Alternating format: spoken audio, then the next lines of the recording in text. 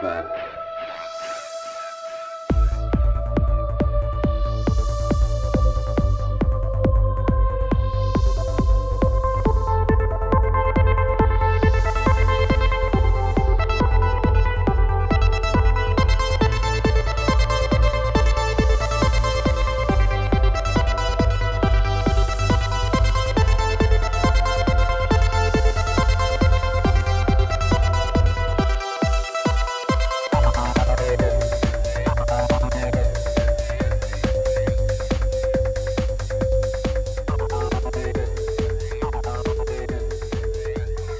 What's up? Another episode of the Ripple Effect Podcast. I'm your host, Ricardo the Brands, also known as Ricky Brands, and a great episode. Today we have returning guest, dear friend, one of the first guests that came on the Ripple Effect Podcast, and one of my favorite guests, James Corbett. He's an author, researcher, documentary filmmaker, writer, thinker, philosopher, all the above. He does a little bit of everything, podcasts. If you haven't checked out CorbettReport.com, it's one of the best websites for alternative media. He dives deep into foreign policy, geopolitics, which is the same as foreign policy, kind of. Big pharma, big tech, 9/11, OKC bombing. There's not one topic he hasn't reported on and done some work on. So definitely check it out. I highly recommend it. He was one of my biggest influences when I started the podcast, and still, till this day, has been doing amazing work. One of the best researchers in regards to 2020, exposing all the lies and deception and the bad science, the lack of science. So I can't stress it enough. Please check out CorbettReport.com if you're not familiar with his work. I know he said on another interview recently that his fan base has doubled in the last year, which is amazing because he really was and is one of the gold standards of alternative media and researching, and had a huge audience prior to 2020. So I'm glad he's doing well. Always a fun conversation. You guys are going to really enjoy this if this is the first time you've heard him on the show. He has been on the show a bunch, so go back in the archives, look up the Ripple Effect Podcast, James Corbett. You'll find plenty of interviews we've done and tons of really fun discussions, so check that out. Now, of course, it's a value for value show, so if you want to support the show, there's plenty of ways of doing it. We have a PayPal account. We have a Patreon page. We have a merch store, the Ripple Effect Podcast, merch.com. I'm actually wearing one of the new designs, Ripple Effect Podcast t-shirts during the show. So check out the video version of this episode, and you can check out the shirt that I'm wearing. People really seem to like it. I love it. It's cool because it's one of those designs that look cool on so many different colors, blue, red, purple. It doesn't matter what color the shirt is. The design looks awesome on it. So that's another way. All this stuff will be in the show description, obviously, as always. And we also have a Rockfin page. So check out Rockfin. It's a great website for alternative media. You have Last American Vagabond on there, Whitney Webb, Jimmy Dore, Lee Camp, Sam Tripoli, Richard Grove, Jason Burmis, so many great people. But I'm also on Odyssey, I'm on BitChute, I'm on Float, I'm on Rumble, I'm probably forgetting one. I'm on a bunch of different places. So you can find the video version of this episode and every episode on all those platforms. I'm still on YouTube, but not all the videos will be there. Some of them have been banned. The one I did with Kevin Sorbo, the one I did with Pete Evans. Those are the two that come to mind. I don't know. I haven't checked the whole archive, so maybe a couple more are missing. I don't really read the YouTube emails anymore. I just keep posting there and just wait till they eventually remove me, which I'm still kind of surprised they haven't, because I do have interviews with Del Bigtree, Mickey Willis from the Plandemic documentary. I just did one with Dr. Robert Malone, who is the inventor of the mRNA technology. Weirdly enough, it's still up for the time being. You can find 99% of my episodes, maybe 95% of my episodes on YouTube. But like James always says, go support these other platforms. It's just a matter of time before YouTube is just cat videos and how-to videos. So I think that's it. Oh, of course, if you can't support the show financially, don't worry about it. A lot of us aren't in great financial places. If you are, then support the show financially. Stop being a cheap ass and support something that will make a difference, like my podcast or James Corbett. But if you can't financially support the show, share the show, review the show, tell people about the show, subscribe to it everywhere. And that's your way of doing your part with supporting this show. So thanks again, guys. I love all of you, and I will see you guys on the next one. Peace. Have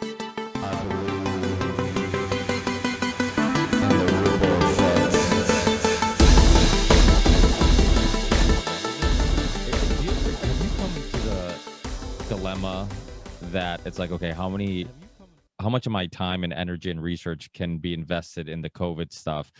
Are people going to get COVID fatigue? But it seems like it's impossible not to continuously talk about it, because they're just every other day there's more news popping up that has sparked like all these other agendas, or at least fast tracked all these other agendas. So it's like, even though you're talking about COVID constantly, it's not always specifically about the virus anymore. It's about all these other things that have come out from this whole lockdown and all this stuff. Do you find yourself attempting to maybe talk about other topics that that you think are relevant, but still feel like, okay, well, I can't ignore all these other things that are going on? I mean, you have protests, you have more lockdowns, which is boggling my mind, in the country you live in and you're a citizen in. Obviously that's been hitting the news a lot lately. I'm kind of surprised though that in all these other countries like America, they have fans, and in somewhere like Japan, which the Olympics was a big deal to them, that they've actually at least put some restrictions on the fans. That was kind of weird. I know you've had a take on that, and what's going on with the Olympics, and how Japan doesn't really give a shit about anything besides just trying to extract some profits and money from the Olympics and attention to the country. But have you run into that dilemma? Sorry, that was the longest first question. That was a lot of stuff. My calculus has absolutely precisely nothing to do with what I think the audience wants or doesn't want. It has 100% to do with what I think it deserves to be covered, and that I think I can, in some valuable way, contribute to. There are there's a million things going on every day that are worth talking about. But I'm not in a position to be able to comment meaningfully on all of them. So the ones that I think I can comment on, I do. And it is just a fact that a lot of it is going to be centered around the COVID topic. I couldn't care less whether the audience is sick of hearing about it, or they want more of it, or what they want. I don't care. I'm just covering what I think is relevant. But I do worry, unfortunately, that because of things like the COVID fatigue, oh, do we have to hear about this again? People might turn away information that is extremely important. Or I also worry that because people are so fixated on the specifics of this particular moment in time, that they are missing the bigger picture of what is unfolding, and all sorts of things can be snuck in the back door while people aren't looking. So I'm aware of these problems and I'm thinking about them, but my calculus is always in what can I most meaningfully and most valuably contribute with the research that I'm doing. Well, the big picture is some at times something that gets lost, because it's similar to 9/11 and some of the other topics that you spend a lot of time researching and really exposing. People will get so anal about certain specifics about, oh, was it a plane that hit the Pentagon? Was it this? What brought down the towers? Was it a demolition? That the big picture gets lost, and that's why some of your documentaries on 9/11 are some of the most important ones, because you follow the money, you look at all these other just perspectives, you look at it from other perspectives, and show other things that are exposing the fact that there's more to the story, and not just forensic stuff, which a lot of times people in the alternative media community can disagree on, and really get mad at each other because they don't agree on a specific thing. And the big picture really is the most important thing. And Yeah. to the COVID, Yeah. like, No, I mean, that's so important to stress, because 9/11 was not a single day. It was not a thing that happened on a day. It was a 20, 30, 40-year story that connects out in all sorts of different ways to all sorts of different agendas. And if you don't understand, if you only focus on the day, you're going to miss that. And you're exactly right. Honestly, I think a lot of that was deliberately seeded into 9/11 truth in order to keep it fighting within each other. But it actually doesn't require all that much direction, because people are inclined to territorialize issues and to draw their lines in the sand. And if you don't believe this, then you're the evil person. All of that. It's very easy to get infighting like that going. And unfortunately, again, people are concentrating on SARS-CoV-2 real or not, or all of the other things that people are arguing about with regards to the specifics of what is happening in this precise moment. This is not a precise moment about this particular virus, or what is it that's going around or isn't going around, or what is it, scamdemic? No, it's a plandemic. No, it's Wuhan. No, it's, whatever people are arguing about, they are, again, they're going to start territorializing and fighting with each other. Meanwhile, oh, it's the end of humanity as we know it that's going on, which I've been stressing so much in my work lately, because this is the big picture. This truly is the line in the sand for humanity. Once they start tinkering with medical interventions that we don't even, we're still arguing about what may or may not be in these medical interventions that we don't know, because we can't have proper access to it and independent analysis and all of this. That's the point. Once they get that instituted, it's game over for humanity. So let's stop territorializing and fighting with each other on every aspect of everything and look at the bigger picture. It is them versus us, and we are losing at this point. We better wake up real fast on this issue. Yeah, and one thing that I've been a little nervous about in regards to people getting COVID fatigue, and that's not a symptom of the virus. That's just a symptom of hearing about talking about the virus. It's COVID fatigue. It's one of those things where I'm worried that people, like you said, they're gonna dismiss good information. They're gonna stop listening, and now, and I know Japan's different, and so is France and Canada, and well, China is a little different. They're kind of similar to Canada and some of the other countries, but a lot of the rest of the US, like where I live in Massachusetts, the opening was so slow. And I mean, we were like a year into 2 weeks to to start I forget what phrase they were using to Flatten the curve. that's what it was. Yes. And so that took forever. And then all of a sudden overnight, it's like, hey, get your life back and go do the things you were doing and forget about all the other things and all the other agendas and everything else that's going on. So it almost worked in their favor, because at first I'm like, why are they doing this? And I'm like, why are they opening? And then it hit me. It's like nobody wanted to talk about it anymore. People just wanted to move on with their lives. And we're running into the same issue we ran into prior to 2020. Because the thing with me that I saw in 2020 was there's a lot of people that were finding information and searching information and intrigued in topics that they were never like intrigued with and never cared about. And then all of a sudden, when this stuff, it's almost like it hit home. Now, like these issues are directly affecting you. A lot of times it's almost like indirectly affecting you, or if it happens, it's like, oh, I'm getting taxed a little more for a unjust war, but whatever, it doesn't, I can still go out to dinner. I can still go, wherever I need to go.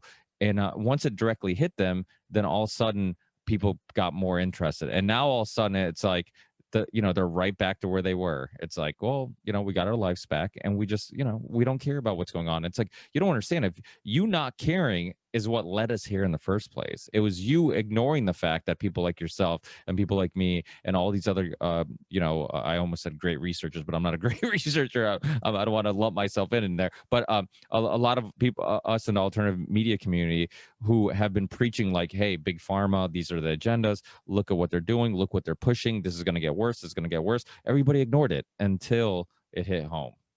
Yeah. Yep. No, of course. And that's the way it generally works, which is why if I was the evil social engineer puppeteering this entire thing, I would do precisely that. Yeah, 2020 is the year where you institute all this and you ramp up the hype and the fear, and you institute as many of the processes and sort of the seeds of the narrative, the biosecurity narrative.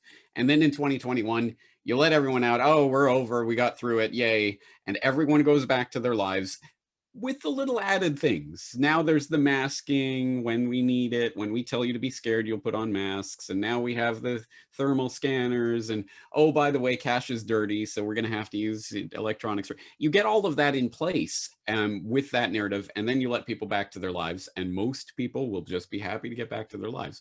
However, I don't see that as the way this is going. As you know, they're remasking and re-locking down in various parts of the US and around the world. They're pushing harder with the vaccine scariant narrative now, or the COVID scariant narrative to further the vaccine narrative. And they're going forward with the passports and all of this. So I think they're doubling down on it right now, actually, and they're going for broke. And now the censorship's getting even crazier. to the point where it's affecting a lot more people than before. So it's impossible not to notice this. I really think they're really trying to pull the trigger with this, which is kind of surprising. As I've always thought, if they could have their new world order vision of complete enslavement, whatever, in a few generations, they would totally be able to do this step by step by step by step by step. It would be relatively easy because, as you say, most people, until it directly affects them, won't even notice it. And once you indoctrinate the children, oh, this is the way you're going to live when you grow up, and then you get the children, and then you get their children, and then you get their children. You've got whatever you need to transform society. But for some reason, they're rushing right now towards some sort of goal.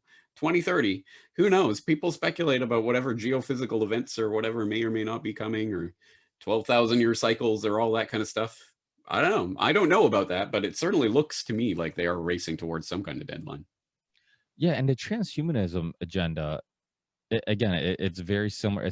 It's amazing how many of these things just sounds like eugenics. You say it all the time. It always comes back to eugenics. It's like, yeah, that sounds like eugenics. That seems, it's always linked to some eugenics history. And the transhumanism thing, like when you look at all these other things, like, I've heard people talk about how the whole getting removing gender and normalizing all that stuff, how that's almost like baby steps into eventually being like, we're just robots, we're not, what's a human, who are we to say what a human is? Do you see that going in that direction? Oh, absolutely. Yeah. It's a good point. And yeah, just to close the loop on that circle, who coined the term transhumanism? It was Julian Huxley, the brother of Aldous Huxley, and the president of the British Eugenics Society. I'm pretty sure he was president for a while. Anyway, a card-carrying eugenicist who wrote in the founding document of UNESCO how we need to basically to make eugenics politically viable again, was what he was talking about there. So yeah, I mean, it always goes back to that. But no, you're exactly right. The sort of the trans narrative obviously lends itself to the transhuman narrative. It does seem seamlessly blend in. And I was noticing that a decade ago. I remember Ray Kurzweil, the singularity guy, where all, the singularity is going to happen. We're all going to upload our consciousness and all that kind of jazz. He was doing that kind of stuff a decade ago with like virtual avatars, and was like, I can be a woman, I'm Ray Weena or whatever, and all this kind of stuff. And it just seemed bizarre at the time, like why is it going this direction? But yeah, now as this narrative plays out, of course, this is what it is about. Oh, your identity is just whatever you make it, and you just choose what you're going to be. And why are we so confined to these rigid definitions? And then eventually it becomes, well, what human, what does that even mean anyway? And it's part of the softening up. And that was pointed out in a book by Aaron Franz, who did the Age of Transitions documentary. That was probably like 15 years ago at this point or something. Really good documentary. It was really good. About that document. I had him on the podcast a long time ago. Yeah. I know you've had him on too, and you've talked to him. I'm like, I wonder what he's up to, because he's probably thinking like, I told all you guys. Yeah. I mean, that's I don't think he's doing documentaries at this point, but I wrote the foreword to his book, Revolve: Man's Scientific Rise to Godhood, something like that, along those lines. And it's obviously about transhumanism and sort of the esoteric side of that. And he was writing at that time, and this was 12, 15 years ago, something like that, about transgender and that kind of thing, and how that was part of this push. And at that time, when he was writing about that originally, I was like, well, that's kind of weird. I don't know, really. But now, obviously, that clearly is part of this push. Yeah, well, I didn't think it was weird, because I grew up like watching Terminator, and I was a big Fear Factory fan, and they had a lot of the man versus machine type of themes. So I was always really intrigued with that whole idea of like AI and robots eventually, little by little, controlling our lives. We let them control, get in, just infect more and more of our lives, where like they are just a part of us, and eventually we combined in some way. And it just, when I watched that documentary, it just, to think about how quickly it all happened, because or how quickly it's happening, I should say. Because I remember watching that documentary, I'm like, oh, I could definitely foresee this. And I'm thinking, I'm going to have a gray beard, and I'm going to be smoking a cigar on a porch somewhere when this is all happening. And Right. Now it's like, like I'm gonna be a young parent when this is all happening. I'm gonna have to try to like shake my son and my daughter and be like, listen, this is not normal, and I'm Yeah. gonna seem like the crazy old person trying to say like your music's Yeah. loud and Yeah. Yeah. Yeah. Yeah. This is the eternal problem for parents, isn't it? How do you, I mean, how do you show your children what is happening in the bigger picture, in the bigger scheme, to whatever extent they're able to process that at whatever age they are, without, I mean, while they are in the world that is constantly sending them the propaganda narrative that they are going to in some way have to negotiate with throughout their lives. I mean, yeah, even if they totally were 100% able to see through all that propaganda and 100% knew that you were right, yes daddy, you are right, and everyone else that I hear from is wrong, even if they saw that, they still have to, I mean, how are they going to negotiate their lives in that propaganda matrix? And I guess we every generation has to do this to some extent, but it is, the stakes are raising and raising and raising. But yeah, I mean, you're right. What surprised me about this wasn't the transhumanist side of it. It was the transgender part of it being sort of the cutting edge of that. I wasn't expecting that switch to be flipped, but it clearly was. Um, but the thing that gets me about this topic every single time it is raised is you say something about, and you use a term like AI, and that triggers something in a lot of people where their minds just turn off and they just close their ears and go, "Nah, nah, nah, nah, AI doesn't exist. Robots can't think, blah, blah, blah." Okay, great. Yeah. Okay. General artificial intelligence, the way that most people mean AI. Sure. I don't know. It probably hasn't been invented yet, although would we know? But it probably hasn't. It maybe never will. Maybe that's absolutely inherently impossible. But I don't think you need that general AI. It's an actual living sentient being with a soul or whatever in order for it to do all of the horrible things that it is already starting to do. And I am talking about it as if it is an entity unto itself, and maybe it is at this point. But again, people who aren't watching the development of this and taking into account the very real acceleration problem that Kurzweil raises. He talks about, it's amazing, the essentially Moore's law, transistor capacity doubles every blah blah blah, whatever that is. But he talks about it just in a general technological sense. Technological development is exponential, and exponential processes are incredibly difficult for the average person to look at and understand. You see this tiny little thing and it's growing a little bit at a time, and you're like, that's nothing, and then suddenly it's massive and it's everywhere. And that's exactly what I see with the development of this technology. It was a few years ago now, I remember watching the presentation. I want to say it was a Google presentation. I'm going to have to look up the specifics of this again, but it was a presentation about a voice chat, essentially, where they were just demonstrating, like, this is what we can do in real time now. And they had the voice chat with the person on the stage who was talking to this, what was a chatbot. And the audience knows it's a chatbot, but they're setting it up like, if you phone a company and you're looking for help with this problem, and you get this on the other side of the line. And it was a computer generated voice that not only, I mean, it was not a computer generated voice like you're used to. It sounded like a natural human being.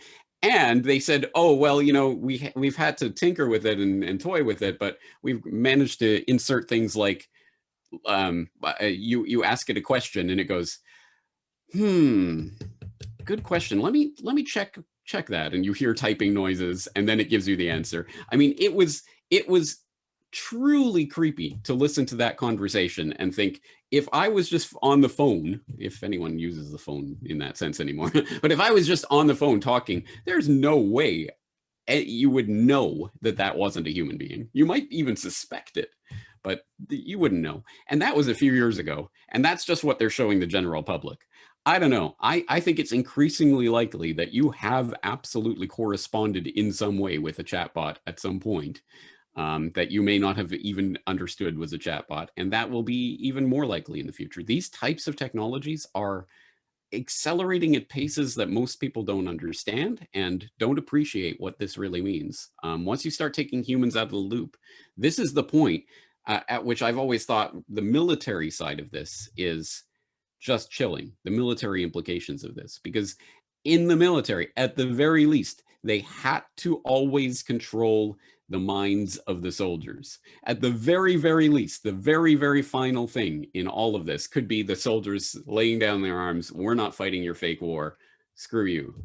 But that once that becomes not really possible because you're programming the soldiers in some sense, direct and literal or otherwise, again, game over. There's so many different game over scenarios I see developing in the next several years that it's hard for me to express all of that and to make people realize the gravity of it when they're so concentrated on the particular individualities of this one issue that they're looking at obsessively at the moment. I wonder if that video is free as a lie. Remember that video? It was some years ago. It was on YouTube.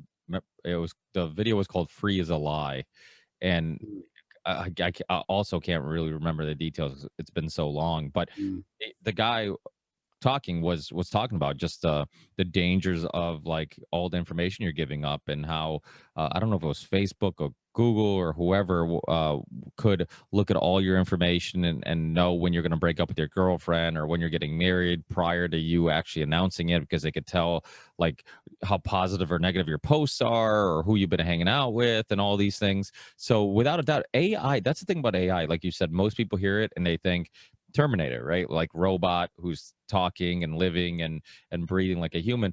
But we do have AI already. I have a Google Pixel phone, and because they're all listening to me, so I've just had I've had all the Google phones since the Nexus one, and I'm like, obviously I try to be somewhat safe when I'm using it, but it knows like what I'm doing and what I'm searching. And when I go to my news, it has a dedicated news feed just for me, and it'll give me what they think I'm interested in. And guess what? It's pretty damn accurate. That's making decisions. And really AI, I mean, it's not that far fetched, because as humans, that's what we do. We take in information and then use it to make a decision. That's what they're basically teaching the robots to do. It's like you give it information. It's getting my information in this example, and then it's deciding that based on the information it has that this is the best thing to suggest. So and you're talking about scary technology. Look at the I think they're called deep fakes, right? I mean, that's Did you hear the latest one? No. Anthony Bourdain? They made a deep fake Anthony Bourdain. So there's a new documentary about Bourdain, and apparently it was released, and then it wasn't until just recently. So I think it's been released for a few weeks now, but now people are noticing that some of the narration, there's like 90 seconds of narration that Bourdain gives in that wasn't Bourdain. They generated his voice to say what they had in the script. So now that's causing a bit of a controversy. Should you be doing this in a documentary about him, just making up things that he said? But anyway, that exists. Yeah, Radiolab did and I'm not a big fan of Radiolab because I don't know, all those big podcasts is just like, they seem fake. They always seem like they have an agenda, and I'm like, why are they pushing But they did one on deep fakes, I believe, and they're talking about how little audio they needed as somebody. You just need to say a certain amount of words, some audio, and then they can basically have you say whatever the hell you want. And I'm like, it's going to get to the point where we don't know what to believe. Even if you have evidence, it's like, is it even really evidence? It's exactly right. Yeah. And that's, the total disintegration of society, essentially, because once you're at the point where you really cannot believe anything you see or hear, they have total control, because the people who know what is going on will be able to control. The only solace I could take in that is that, again, I don't think it's a monolithic, there is one group that controls everything. So I think they, to some extent, fall prey to this as well. Not necessarily knowing what's real and what's being generated and by whom and under what pretense and for what purpose. And it makes it so without the resources of an intelligence agency or something at your backing, you'll never be able to sort out the truth on anything. And that to some extent has been true for decades, if not centuries. I mean, look at something like JFK. We still do not know 100% exactly what took place. Again, not only on 11/22/1963 in Dealey Plaza, which again is like 9/11 saying 9/11 is the Twin Towers and Pentagon. Well, it's kind of more than that. But even that specifics of the ballistics of what happened there, we don't know 100% because so much of the evidence has been tampered, and who knows, was that real? Was that real? Can we believe that source? And at this point, I mean, I'm not sure anyone can come and convincingly say exactly what happened in that scenario. But now imagine, 50 years later, how much further along and more advanced and more complicated these narratives have become. Yeah, good luck. I mean, this is where you start to run into the real problem of all of this, which is not just COVID fatigue, but kind of everything fatigue. Once you start to realize, yeah, okay, everything is some sort of lie, propaganda, psyop, whatever, then how do you sort out any meaning in your life? Maybe you just say, screw it all. I don't care about any of this. I'm just going to live my life. Is that a good thing? I mean, certainly not in terms of fighting against the thing that they're constructing. If you're using your life to actively construct something better, then yes, I would say that is a good thing. But I don't know. I don't think checking out is the answer here. Well, and I think, the reason you got into this and you got into this, way before I did it, and was a big inspiration for me doing a podcast. I feel like there's people who are okay with ignorance is bliss. Like, you know what, this is too much for me to handle and consume. What difference am I going to make? But I think there's a lot of people like us who do believe in the ripple effect, right? The idea. I mean, that's why I named it what it is, because I named it because I actually believed in that idea that we can all create a ripple. We don't know how big of a ripple it may be and what type of impact we could have. And I think many of us, I'm not sure we could know what we know and ignore it. And fear, and especially, I mean, many of us were motivated prior to having kids. Once you have kids, it's Spinal Tab 11, right? You just turns it up to 11. It's one of those things where just like now I'm like even more motivated, because now I'm not just talking about like making the world better or fighting back while I'm alive, but I'm thinking about what type of world they're going to live in. And the kids thing is, I know every time I have you on, we have dad talk. We should just do a dad podcast. But it's so relevant, because the thing is, the world that they grow up in, if we don't help them understand that this isn't acceptable, to them it will be acceptable, because it's the world that they grew up in. I mean, they are a clean slate, a blank white sheet of paper, and you can paint it any way you want, use any colors you want. And if the culture they're growing up in is a culture that is, hey, being downloading your consciousness in a robot is okay. Just let's just plug you into a machine and you can live in a virtual reality. Like, that's their norm. I had this conversation with this detective not too long ago. Real interesting guy, and he was telling me about how when he first got into doing this type of work, there's a place in Massachusetts where I live, in the Berkshires. Like, I would hear stories about like how there'd be a lot of incest there, like, but you'd have a lot of family members marrying each other and having, but I didn't know this was actually, like, I just thought it was rumors. Well, he told me that when he first started working there, one of the first times he ran into this, he actually was called to a home for another issue, right? And the woman introduces her father and her husband. It's the same person, and they have a child together, right? So he was saying how she's explaining and I forget what the issue was, but she was explaining, like, giving him the details that he needed to resolve the issue that they called him for. But he said it was going in one ear, out the other. Like, he couldn't comprehend how casually she just like talked about her husband, who is her father, and they have a baby together. Like, she just introduced them, like explained it real briefly, and like moved on to like sharing the other information. And he could not get past that. He's like, and I guess even the woman's like, hey, like, are you listening to me? Like, are you like, I'm trying to give you, and he could not. And so the reason why I think this is relevant and why this story is relevant to what I'm saying is what this conversation led to with me and this detective is how that was her norm, and how to her, him finding it absurd or weird or out of the ordinary like, she didn't understand him and he didn't understand her. And it was all because they grew up in different cultures, different environments. But it's the power of culture, the power of of being able to basically mold somebody's perspective on what's normal or not normal any way you want. And in her life, she was molded to believe in that this is okay, and he couldn't see past that. And so it shows how easily, or how possible it is to have a effed up world, and but convince children that this is completely normal.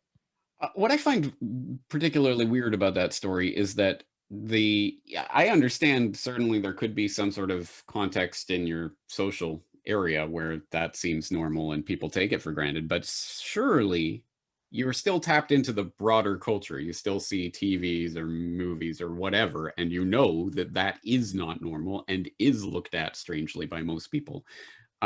If that isn't the case, Watching, but don't you think that there could be some young, childhood trauma or brainwashing that could contribute to, like, maybe denying that, like thinking that everybody else is wrong and you're yeah. Yeah, I certainly I get the concept, but it almost, because I almost want to believe, well, then someone who really believes that must have been completely sheltered from the rest of communication, outside world kind of stuff. Because what speaks to me is the fact that the media programming has such an incredible effect to overcome what would be looked at. I mean, you could look at it in different ways, but essentially, like, if you or myself were trying to tell our children about whatever, liberty or the monetary system or whatever, we're trying to convey that information to them, and we're showing them the different sources of that information and what have you. But the wider world propaganda is telling them that your parents are crazy and this is the way it really is. And to me, that's the struggle, because obviously a child growing up with that is going to be at least somewhat influenced by that outside world, which I would never want to. I don't think the answer is to block them out from it. I will protect my children from everything that the world has to say. No, no, no, no, no. But I hope I can teach my children how to look up information and understand and source it and compare different arguments and see the fallacies here and that kind of thing. That's my job as a parent, I think. But I'm always concerned about that. The idea that I could, if I wanted to, raise my children in some little bubble where I just tell them this is normal and that is not normal, and that's all they ever know and all they can conceive of. That seems unlikely to me. I mean, again, unless you're completely shutting them off from the outside world. Well, I mean, Amish people or people who are Who don't use TVs or yeah, but go to movies, right? yeah, but they actually let them, at some point, I forget what age, they actually let them go out Mm, and, right. "Hey, you wanna Mhm. experience the world? Go see if it's greener on the other side," and most of them Yeah. come back, and I don't know if they come back. I've thought about this before. I'm like, I don't know if they come back because, 1, they realize, like, "Holy fuck, that's a really messed up world out there, and I'm better off in this simple life," or is it because they were kind of brainwashed and believing this is Yeah. normal, and then you go out there and it's almost Yeah. like stimulation overload, where you're just like, Yeah. oh my god, Yeah. all this craziness, and it's like, I can't handle all this. And it's almost like a prisoner, right? Yeah. Yeah. Yeah. who spend their whole life in prison, Yeah. and then they Yeah. get out, and you're like, you're free, you should be happy, and you're like, Right. crap, this Like is a Stockholm syndrome kind of thing. yeah, That's a good point. It's the only way that that system can, I think, really function, given human nature as it is. There has to be a point at which you say, okay, you can go, you can go out. I won't protect you anymore. You can go out and you can see the world. But when you're ready to come back, I'll be here. I think that's the only way that could ever work. And to some extent, I think, again, this applies towards parenting. If you just try to shelter your children from everything all the time, they will rebel all that much harder when they hit their rebellious years, and will be the kind that resent you and rebel against everything that you ever taught them, because they wouldn't let me do any of this stuff. Now I'm going to do it all. I mean, it's going to happen at some point. I think the point is to equip our children with the resources to be able to understand and process and sort things out for themselves. That's our goal as parents, is to make autonomous human beings, not people who have to be sheltered from the world. Yeah, I dated a girl in high school. I dated her for or yeah, in high school, and then she was always talking about like she needed to move out, she needed to get the hell out of Massachusetts. I'm like, what are you talking about? And her dad was so strict, and he was a good Mhm. guy, but he thought he was protecting her. Yeah. And her brother, who was older, got away with murder. Like he could do whatever he wanted. She always had a curfew. She had to be home at a certain time, and wicked strict with her. And always had to get great grades, and she did, that part worked. Like she got good grades and she didn't get in trouble. But the second she could move out, like we were butting heads because she wanted to move away, and I'm like, I know I got my friends and family here. I'm like, I got my job here. I'm like, I don't want to move away, and I didn't have the same experience yet. She ended up moving away, becoming like a go-go dancer. She was like a lesbian for like a year. I mean, she was just like, I'm like, she was a caged animal, and it's like as a Mhm. parent, it's so hard to know like to balance that out, right? It's like, okay, how much freedom do I give them so they don't resent me? And but how much do I have to take back to make sure they don't hurt themselves and I can protect them? And it's and you never know what the long term Yeah. repercussions are, because Yeah. also children are no children are the same. You Mhm. can use you see with adults, right? If you're a Mhm. manager at a store, you have one person you can get a little tougher on, and they respond well, and you have somebody else that maybe you have to massage and be a little nicer, and like, okay, let me approach this differently. And with your kids are the same way, so it's like if you handle it the same way, it's like they can completely react differently. Yep. Yeah, exactly right. I mean, that's there's a billion calculations that could go on. And yeah, exactly right. I mean, you can be very strict, and some children actually want the discipline and the boundaries, and here's where, tell me, how I can deal with this situation, what I should do here, and they'll respond to that well, and the others exactly the opposite. Don't tell me what to do. Yeah, exactly. It's a balancing act. There's no 100% perfect right answer. No one is perfect at this. This is why I keep going back to fundamentally, at the absolute base of it, it is about love. If you truly love your children and you truly express that and you truly are there for them in whatever they're going through, I think that's the only way to. I mean, and that's still no guarantee that they're going to make all the right choices throughout all their life and everything's going to turn out happy. There is no guarantee, but you just do what you can, and you show that love. And what else can you do? And you could absolutely, well, yeah, I mean, I think a lot of parents do stay up late at night worrying about this and that, and what can, that's part of being a parent as well. But at the end of the day, there's a million calculations that need to be made, and no one can make them perfectly. Yeah, it sounds very hippie, but I'm with you 100%. If you love your children, like we're all gonna mess up. As adults, we Mhm. we realize our parents were kind of just figuring the whole thing out as they Yeah. went, and nobody really has it figured out. And we're gonna make mistakes, but as long as it's for the right reasons, and you love them, and you try to make up for it, and you try to be sincere. I mean, there's times where I lose my cool. I can't stop, feeling guilty about it. And I'm like, I could have Mhm. handled that differently. Yeah, I did tell him not to do that, and they did it anyways. And I Yeah. got upset, but I could have handled it differently. I could have approached it differently. And you never know which moment, because as a adult, you look back at your life, and for some reason, there's certain parts of your childhood that stick with you forever and have like bigger Yeah. impacts than others. And there's not Mhm. even any science that explains it. Like there's certain things that I'm like, this should be much more important and much uh a bigger part of my upbringing and this moment in my life. And it's like I barely remember it, it barely had any effect on me. And then something little, like a little Yeah. conversation or something, I'm Yeah. like, this stuck with me forever. And I remember this one Yeah. little thing, and it's like, so I'm always wary of that. And I'm like, I've always wondered that. Like, I wonder what my children are going to remember from these exactly, that's years. what I was Like, getting to. there's going to be those little moments that stick out, and who knows? Yeah, but honestly, I think, yeah, obviously, again, we're human beings. We lose our cool. We don't have patience all the time. We're not floating on clouds. But I think it really, again, not to sound all hippie, but whatever, it's true. You have it's the learning experience of what you do after those moments. I mean, if your children see you being sincere with them, and if you apologize to your child, I should not have done that. I'm sorry. Let's talk about this. If you model that behavior, then they know, yeah, we're humans. We lose our temper. We don't act right in all situations, but we can come back and sort it out and negotiate it. Again, I think it's more about the process than it is about any particular given moment. Yeah, it's hard to talk to them about certain things because we talked about the media and TV and how they're programming, social engineering, and all that stuff, and you see it little by little. It's like you see a commercial and there's two boys kissing or hugging. There's two girls kissing or hugging. You watch a show and it's like there's a dude who's dressed up as a woman, and of course your kids are going to ask questions, and then you feel like, okay, am I being insincere to this person's feelings? Am I trying to prevent my kids from being force fed Mm, some narrative that isn't mm, really a reflection of reality? Because the truth is, like, this is a minority of the population, and maybe when they did run into it later in life, I could explain it in a way that can really understand it. And now what you're doing, you're kind of confusing the kids a little bit because in on TV and in media, it's it's not a minority. It's almost, right. Yeah, it's yeah, so yeah, I'm like, yeah. it's not a reflection of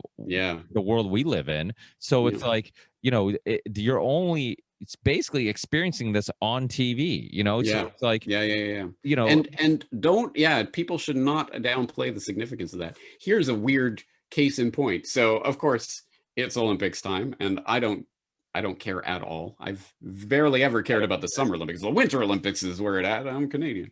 But anyway, I don't particularly care, but it's everywhere and we're swimming in it. So swimming in it. So it's, the medal standings are all over the place and that kind of thing. And my boy was looking at the medal standings in the on the Japan news website the other day, and he was looking at all the countries and the flags and things. And oh, Japan's up here near the top. Yeah, whatever. Okay, okay. But then he's like, oh, I wonder how Mexico is doing or something like that. He's looking for Mexico. I'm like, why Mexico? He's like, I like Mexico. And I thought, I like okay, why? We've taco never Tuesday. been. Well, I've been there a couple times. You've never been there. We don't speak Spanish. We don't. I'm like, why? Why Mexico? And honestly, I think it must be because the Curious George cartoon. Curious George was hanging out with some people from Mexico, and they were telling him about Mexican culture and stuff like this. I think, or Sesame Street or whatever it is. Hey, Mexican Culture Day or that kind of thing. I'm sure it is like American media programming that he has been watching that's talking about Mexican culture, which is the reason why he's interested in Mexico now. So Which again, it's one of those things like, oh, okay, but it's completely a mediated perception of the world. He wouldn't even know what Mexico is if it wasn't for, watching a cartoon or something like that. And here he is now, oh, I like Mexico. It's like, it's so bizarre. Um, anyway, that's just what occurs to me as part of this conversation, because again, I think it shows that our media perception of the world actually overrides our actual experience of the world in a lot of ways. Well, we talked about Aaron Franz and his documentary, but that kind of predicted, and obviously a lot of people have been talking about things that predicted what's going on. But another great one, Network. I can't talk about that Mm. enough. If you guys haven't seen it, I think it's from I've only ever seen the clips. I gotta really, admit, I've never seen the full movie. it's pretty good, and it really it does show. Even then, how people understood the power of TV and how you could basically convince people to dress a certain way and act a certain way, and you tell them what's cool and hip. You tell them what's the new trend. I mean, look at trends. I mean, trends are I mean, fashion's almost a perfect example of how we can be brainwashed into just about anything, because the new trend will be like, okay, skinny jeans are out and then they're in. But who dictates that? It wasn't the people. It was like some fashion designer or Yeah, some big name brand that starts selling them and doing commercials with them and celebrities with them.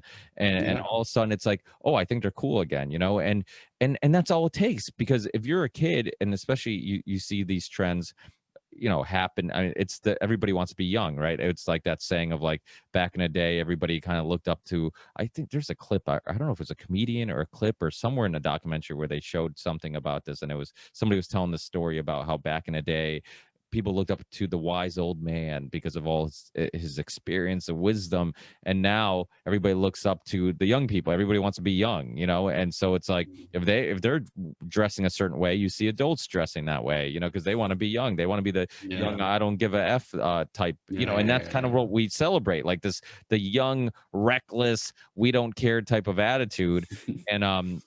And really they're being tricked into all of it. It's like you think they're the rebels, but really they're being controlled, because I mean But you see, we can see through that because of like fashion.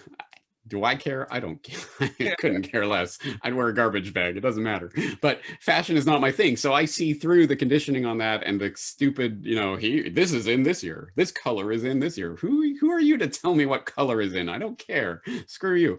But but we're all susceptible to that in whatever our thing is. I mean, music, I grew up listening to this music because it's good. Well, no, you grew up listening to it because it was promoted by certain record labels, because studio execs found that this particular, blah, blah, blah, or whatever, or there was a big conspiracy to push gangster rap at this particular time, or whatever it is.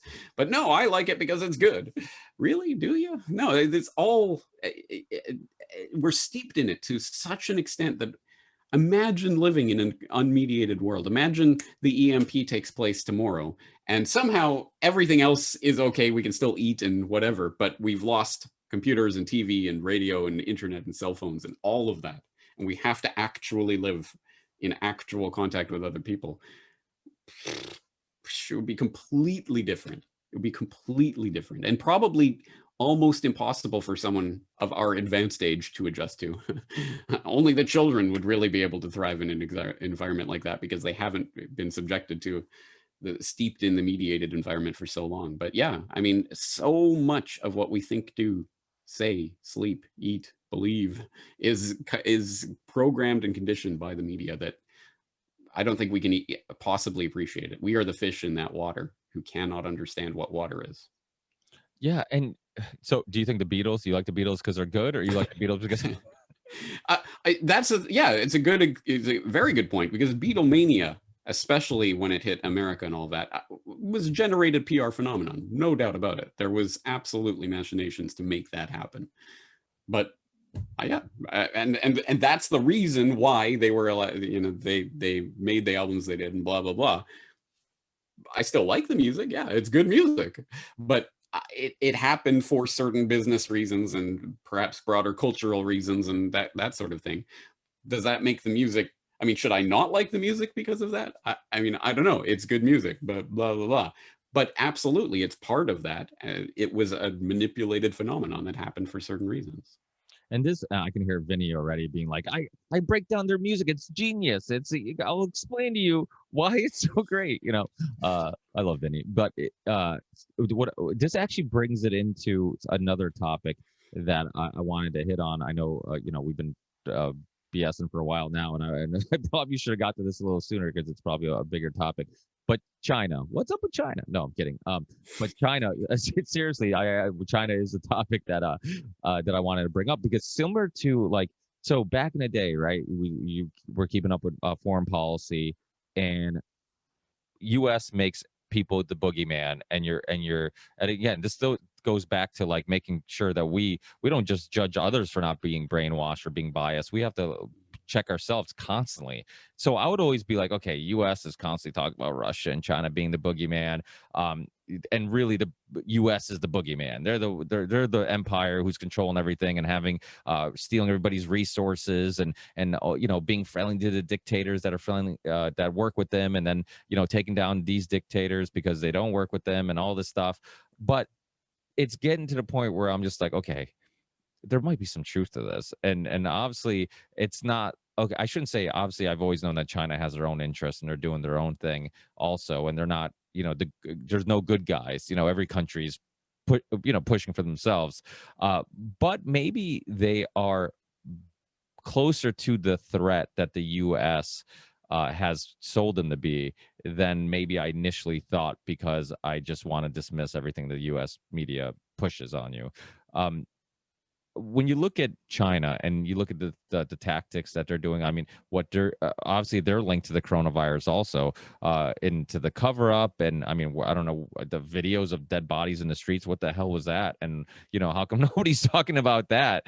And the the cover up and it possibly coming from there, and then the control of the media here, how even the lab.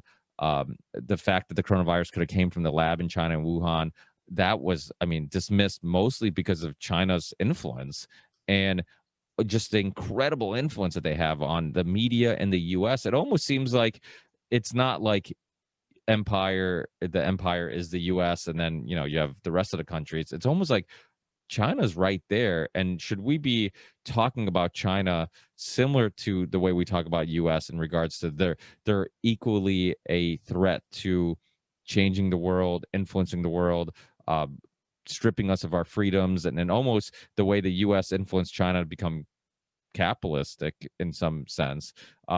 They're influencing us to be communists in some sense. It's like we're slowly becoming it if we're not already. Just we live in an illusion like North Korea. But do you think there's something there? Do you think there's something? It's one of those things where we should be discussing it the same way we discuss U.S. in regards to being a threat to humanity? Well, I have to go in 7 minutes, so I'm not going to be able to give this discussion the time and attention it deserves. So I will tell people instead, first of all, for ground level of this discussion, everyone listening should go to corbettreport.com/China. That will take you to my China and the New World Order episode that I did in 2014, laying out the groundwork for the rise of China. How did China become what it is today, and what are the actual relations there? And I've promoted this particular episode of mine for a long time, but it was only recently that I went back and re-listened to it and realized this actually is one of the, if I had to give someone, I was introducing someone to the Corbett Report, this is one of the episodes I would give them, because it really is, I mean, there's an absolute data dump of information in there, and it provides, I think, the background for starting to understand what China is and where it came from in the modern context, because it didn't just magically, it sort of arose and somehow the Chinese dragon is taking over everything. No, it is part of an absolutely manipulated phenomenon, and we have to understand that phenomenon in the context of its exact historical parallel, the rise of the Soviet boogeyman and Soviet Union and this big bad boogeyman. That where did they come from, and how were they continuing to function for so long, and what was its role?